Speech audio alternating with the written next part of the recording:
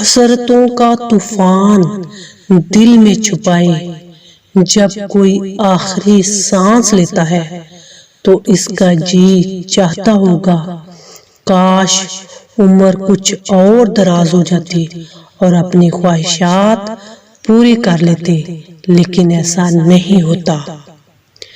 چاہے امیر ہو یا غریب، دیہاتی ہو یا شہری، مشرق کا باسی ہو یا مغرب کا، موت کا مزہ ایک دن سب کو چکھنا ہے۔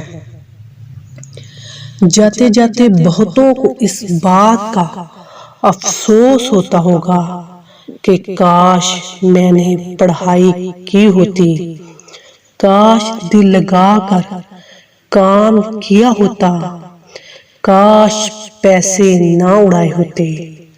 ہو سکتا ہے جاتے جاتے ڈھیر ساری باتوں کا افسوس بھی ہوتا ہو، کاش میں نے فلاں اچھا کام کیا ہوتا، کاش اپنے بچوں پر توجہ دی ہوتی، کاش اپنی ماں کی خدمت کی ہوتی، کاش اپنے والد کے ساتھ کچھ وقت گزارا ہوتا، کاش فلاں دوست سے جھگڑا نہ کیا ہوتا، کاش اپنے پڑوسیوں کا خیال رکھا ہوتا۔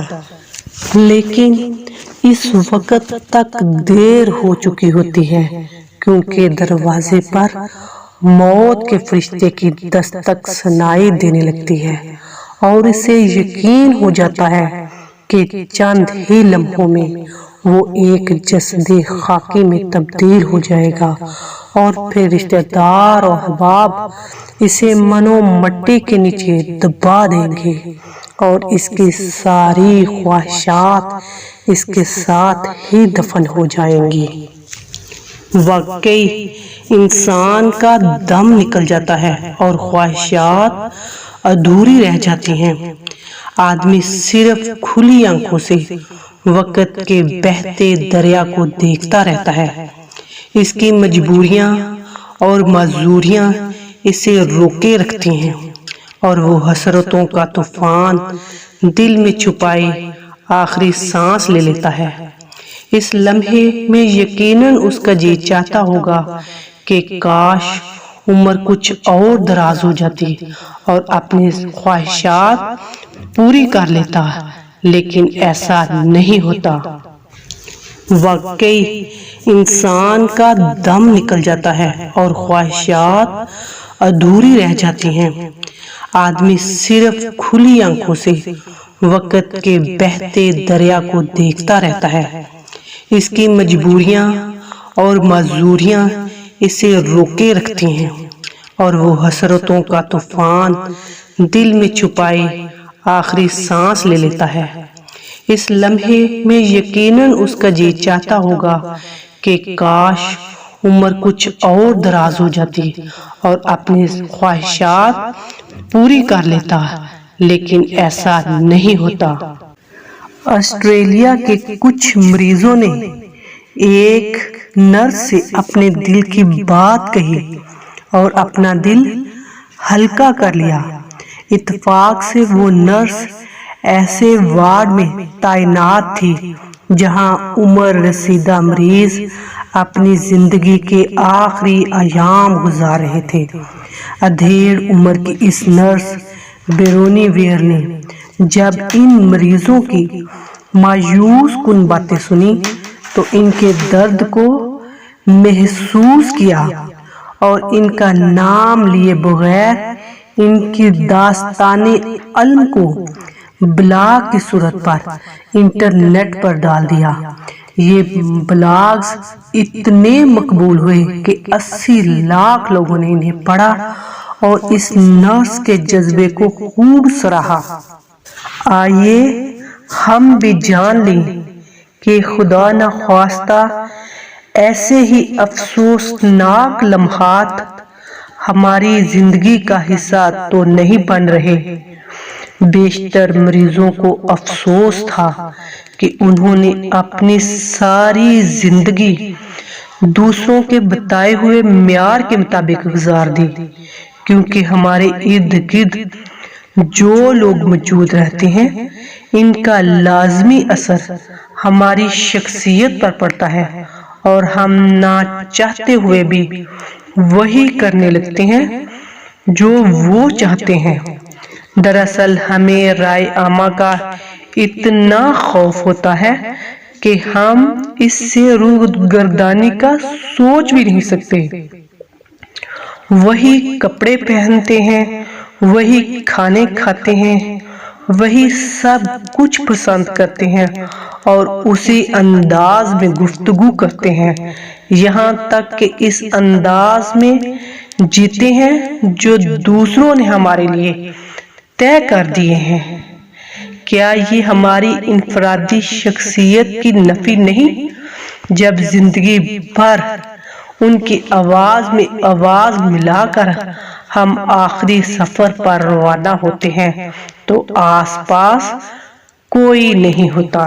کیا یہ المناک بات نہیں کہ ہم اپنی زندگی، ساری زندگی دوسروں کے کہنے پر جئیں، دوسروں کے معیار ہی کو سب کچھ سمجھ لیں؟ افسوس تو اس بات پر ہے کہ ہم بھی جان نہیں سکتے کہ لوگوں نے ہماری زندگی کو کس طرح کنٹرول کر رکھا تھا۔ جب تک اس بات کا پتہ چلتا ہے اس وقت تک بہت دیر ہو چکی ہوتی ہے۔ ہم میں سے کتنے ہی افراد ہیں جو اپنے دل کی بات دوسروں سے نہیں کہتے؟ اپنے دل پر ہاتھ رکھ کے کہیے، کیا آپ نے اپنی والدہ سے کہا کہ آپ کے دل میں ان کے لیے کتنی محبت ہے؟ کیا کبھی اپنے والد سے ان کی محبت کا اظہار کیا؟ کیا ہم تو اپنے دوستوں کو بھی نہیں بتاتے کہ وہ ہمیں کتنے عزیز ہیں، اور نہ اپنے شریک سفر کو بتاتے ہیں کہ فلاں موقع پر ان کی کتنی یاد آئی تھی، یا ان کے وجود کے ساتھ زندگی کتنی سہل ہو گئی ہے۔ ہماری بے حسی دیکھیے، اپنے عزیزوں سے ان کے احساسات کا تذکرہ تک نہیں کرتے، نہ اپنے پڑوسیوں سے ان کے حسن سلوک کا ذکر کرتے ہیں۔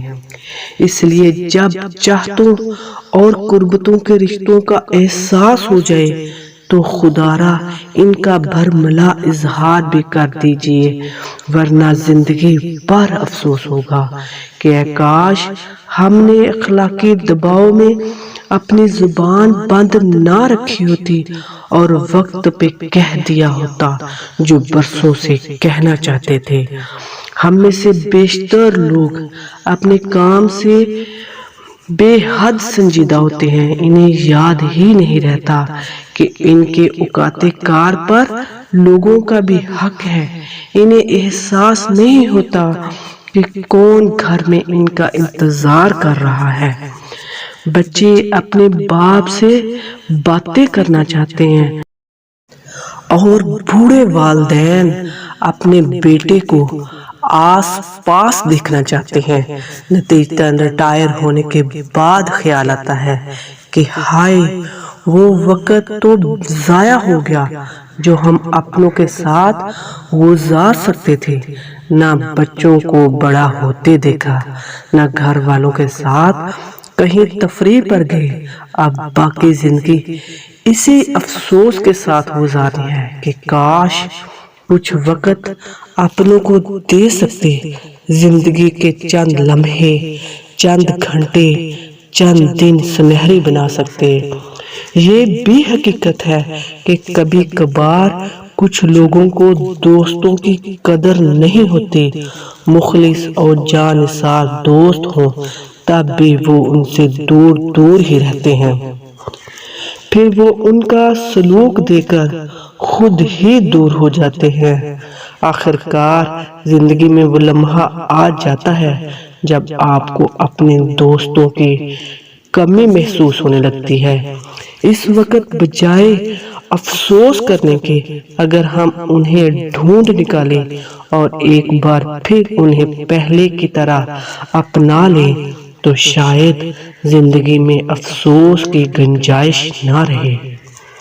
ہم میں سے بیشتر افراد اتنے نیک اور شریف ہوتے ہیں، وہ اپنی خوشیاں قصداً بھلا کر دوسروں کو خوشیاں فراہم کرنے لگ جاتے ہیں، اور یہ رجحان وقت کے ساتھ اتنا ذہن پر غالب آ جاتا ہے کہ مکمل طور پہ بے نفس ہو چکے ہوتے ہیں، سارا وقت اپنی خوشیاں قربان کرنے کو تیار، اپنا سارا وقت دوسروں کو دینے کے لیے تیار، بلکہ اپنی ہر چیز دوسروں کو دینے کے لیے راضی، نتیجتاً سارے بکھیڑے میں تہی دست رہ جاتے ہیں۔ ہمیں یاد نہیں رہتا کہ ہمیں بھی خوشی رہنے کا، خوشی کا حق ہے، ہمیں بھی، ہماری بھی کوئی پسند ہے، کچھ دلچسپیاں ہیں، کچھ ساتیں ہیں، صرف ہماری اپنی ہونی چاہیے۔ لیکن زندگی اتنی تیز رفتار ہوتی ہے کہ پلک جھپکتے ہی منزل آ جاتی ہے، اور اس وقت احساس ہوتا ہے کہ ہم نے اپنے لیے کچھ رکھا ہی نہیں، یہاں تک کہ ہمارے پاس اپنا وقت بھی نہیں ہے، کیونکہ ہم تو سارا وقت دوسروں کے لیے جیتے رہے، ساری خوشیاں دوسروں میں بانٹ دیں۔ اے کاش ہم نے کچھ لمحے اپنے ساتھ بتائے ہوتے۔ اگر آس پاس کا ماحول بالکل ایک جیسا ہو تو بھی ہر شخص اس پر مختلف رد عمل کا اظہار کرتا ہے۔ جیسے چار لوگ ایک ساتھ صبح کی سیر کے لیے نکلے، اچانک بارش ہو گئی۔ ان میں سے کوئی یہ سوچ کر فکر مند ہے کہ میں اب بھیگ کر بیمار پڑ جاؤں گا، تو کوئی بارش سے بچنے کے لیے کسی شیڈ کے نیچے کھڑا ہو جاتا ہے، اور کوئی غصے میں بڑبڑانا شروع کر دیتا ہے کہ یہ بہت خراب موسم ہے، اب چاروں جانب کیچڑ ہی کیچڑ پھیل جائے گا۔ ان میں سے ایک شخص یہ کہتے ہوئے خوشی سے جھوم اٹھتا ہے کہ یہ موسم کی پہلی بارش ہے، ہمیں اس کا لطف اٹھانا چاہیے۔ اب تو آپ سمجھ گئے ہوں گے کہ کوئی باہری صورتحال اچھی یا بری نہیں ہوتی، یہ تو دیکھنے والے کے نظریے پر منحصر ہوتا ہے کہ اس کے بارے میں کیا سوچتے ہیں، اس سے کس طرح لیتے ہیں۔ جس طرح روزانہ صبح گھر سے باہر نکلتے وقت ہم اپنے موبائل فون کو چارج کرنا نہیں بھولتے، اسی طرح ہمیں اپنی سوچ کو مضبوط بنانا ہے، سوچ کو چارج کرنا ہے۔ آپ کے لیے یہ طے کرنا ضروری ہے کہ اپنی خوشیوں کے لیے کیا ہمیں صورتحال پر منحصر رہنا ہوگا۔ جب بھی ہمارے سامنے کوئی مشکل پیش آئے گی تو کیا ہمیں وقت بدلنے کا انتظار کرنا چاہیے، یا ہمت کے ساتھ راستے میں آنے والی مشکلوں کا حل تلاش کرنے کی کوشش کرنی چاہیے۔ جب بھی کوئی مشکل پیش آ جائے تو خود سے سوال ضرور کریں کہ کیا آج میں کسی وجہ سے اداس ہوا ہوں؟ اگر آپ کو جواب ہاں میں ملے تو اپنے دل کو سمجھائیں کہ ایسی صورتحال تو سبھی کی زندگی میں آتی ہے، لیکن ان کی وجہ سے میں اپنا ذہن نہیں کھوؤں گا، بالکل بھی ٹینشن نہیں لوں گا، حالات چاہے جیسے بھی ہوں، اب خوش رہنا ہی میری خواہش ہے۔ اب آپ یہ طے کریں کہ میں پرسکون ہوں اور ہر حال میں خوش رہنا ہی میری پہلی ترجیح ہے۔ کوئی بھی باہری صورتحال میرا سکون غارت کیسے کر سکتی ہے؟ ایسی سوچ اپنانے سے اندر سے سکون ملے گا، پھر کسی مشکل وقت میں بھی آپ کا موڈ خراب نہیں ہوگا۔ دراصل بچپن سے ہی سنتے آ رہے ہیں کہ وہ صورتحال ایسی خراب تھی کہ جس کی وجہ سے میں پریشان ہو گیا، یا فلاں شخص نے میرے ساتھ اچھا سلوک نہیں کیا، اس لیے میں اداس ہو گیا۔ اب بڑی احتیاط سے ہمیں ایسے سوچ سے دوری اختیار کر لینی چاہیے۔ اگر آپ غور کریں گے تو آپ خود ہی محسوس کریں گے کہ کوئی بھی صورتحال یا شخص سے زیادہ ہماری سوچ پر ہمارا کنٹرول ہونا چاہیے۔ خوش رہنے کے لیے اب مجھے حالات پر منحصر ہونے کی ضرورت نہیں، اس لیے اپنی سوچ کو مضبوط بنائیں، فوراً ریئیکٹ نہیں، رسپانس دیں۔ آپ کے لیے یہ طے کرنا ضروری ہے کہ اپنی خوشیوں کے لیے کیا ہمیں صورتحال پر منحصر رہنا ہوگا۔ جب بھی ہمارے سامنے کوئی مشکل پیش آئے گی تو کیا ہمیں وقت بدلنے کا انتظار کرنا چاہیے یا ہمت کے ساتھ راستے میں آنے والی مشکلوں کا حل تلاش کرنے کی کوشش کرنی چاہیے۔